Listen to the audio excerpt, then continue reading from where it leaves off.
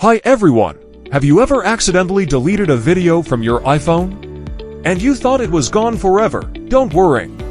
Today, we will show you how to recover it easily, even if you don't have an existing backup.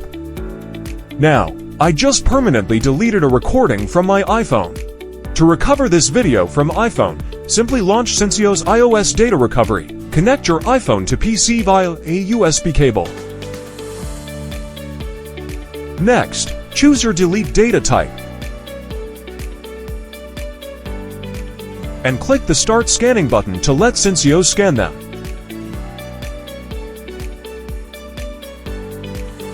Here, among the scan results, select the recording you need to recover.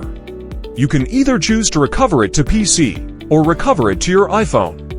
Now, I click to recover this video to my iPhone. Confirm recovery.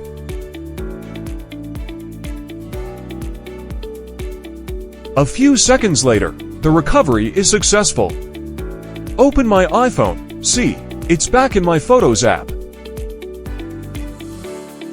Alright, that's how you recover deleted videos from your iPhone using Syncios iOS Data Recovery.